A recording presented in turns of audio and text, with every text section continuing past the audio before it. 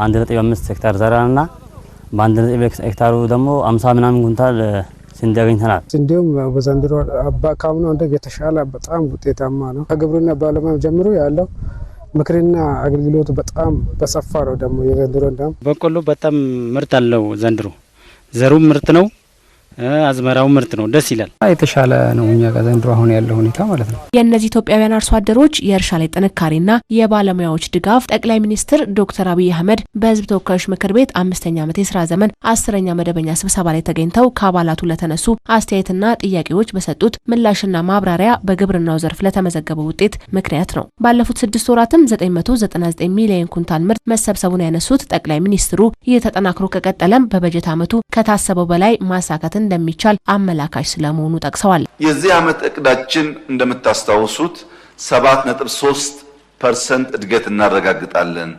ቢያንስ 1.3 ቢሊዮን ኩንታል ምርት እናመርታለን የሚል እቅድ ነበረን። 6 ወር በሰራነው ስራ 999 ሚሊዮን ኩንታል ሃርቨስት ማድረግ ችለናል።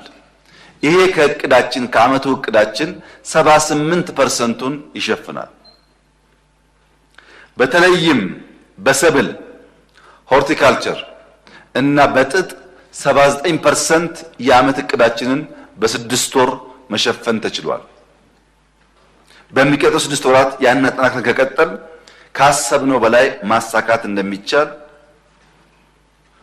መገመት አያዳግትም። ለዚህም አንዱ ምክንያት የአፈርና ውሃ ጥበቃ ስራ በስፋት መሰራቱና አይታረሱም ተብለው የተተዉ መሬቶች ታርሰው ምርት ማግኘት መቻሉ ነው። አታክልት መጀመሪያ ባዶ መሬት ነበረ። ከዛን የአፈር ጥበቃ ውሃ እና የእንትን በዚርከን ስንሰራ እዚሁ አታክልትም በመትከል የአካባቢውን አየርም ቀይረናል፣ ለውጥም አምጥተናል። ኦርጋኒክ ማዳበሪያ ከአንዳንድ የግብርና ተረፈ ምርቶች በከባቢ የማምረት ኮምፖስት የማዘጋጀት ልምምዱ ከጊዜ ወደ ጊዜ እያደገ ስለመጣ በአካባቢ ጥበቃ ላይ የሚደረገው የእርከን ስራ ሁላችሁም እንደምታውቁትና እንደመራችሁት እየሰፋ ስለመጣ ራሱ ግሪን ሌጋሲም ለአካባቢ ጥበቃ ከፍተኛ ሚና ስላለው ከዚህ ቀደም የማይታረሱ በሚሊዮን ሄክታር የሚጠጉ መሬቶች ወደ እርሻ በመጨመራቸው የበጋ እርሻ ሌማት ያልናቸው ኢኒሼቲቮች ተደማምረው ኢትዮጵያ ውስጥ ያለውን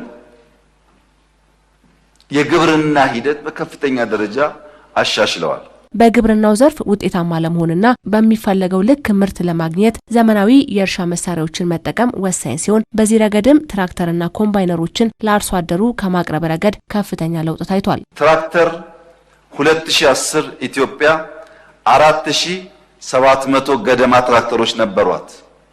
2010 አሁን 27200 ትራክተሮች አሏት። ትራክተር በቀጥታ ምርት ለማሳደግ ያግዛል። ሁለተኛ ኮምባይነር 2010 338 ገደማ ነበራት። ዛሬ 8700 ኮምባይነር ኢትዮጵያ ውስጥ አለ። ይሄ ተቆጠረ ማለት ነው። ይሄ ምርትን በፍጥነት ለመሰብሰብና የሚባክነውን ለመታደግ ያግዛል። እንዲሁም ውሃ ማውጫ ፓምፖችን ለአርሶ አደሩ ከማዳረስ ረገድ በተሰራው ስራ በ2010 ዓ.ም የነበረውን 6000 ፓምፕ አሁን ላይ ወደ 280000 ማሳደግ ተችሏል። የፓምፕ ችግር ነበር። በዚህኛው ግን መንግስትም ትኩረት አድርጎ ሞተሩም አደራጅቶ በግሩፕ አዘጋጅቶ ሞተሩም ሰጥቶናል። 2010 ኢትዮጵያ 6000 ገደማ ፓምፖች ነበራት። ዛሬ ኢትዮጵያ ውስጥ 280000 ፓምፕ አለ። ከ6280,000 ፓምፕ ምን ሊያመጣ እንደሚችል በቤተሰብ ደረጃ እናንተ ገምቱት። ማዳበሪያን እንደየአካባቢው ጠባይ ማቅረብ ያስፈልጋል በሚል ስራዎች እየተሰሩ ስለመሆኑም ጠቅላይ ሚኒስትሩ በማብራሪያቸው አንስተዋል። እያንዳንዱ መሬት ፈትሸን ለዚያ አፈር ለዚያ የምርት አይነት የሚያስፈልገውን ማዳበሪያ ዩሪያ ብቻ ሳይሆን ተቀላቅለው እንደየቀጠናው እንደየከባቢው ማቅረብ ያስፈልጋል በሚል ጥናት እየጀመረ ነው። ይሄ ጥናት ሲጠናቀቅ ባለው የሙያተኞች ትንበያ ለእያንዳንዱ መሬት የሚያስፈልገው ማዳበሪያ አይነትና መጠን ማቅረብ ከቻል አሁን ካለው ምርት በእጅጉ የኢትዮጵያ ምርት ሊያድግ እንደሚችል ይገመታል።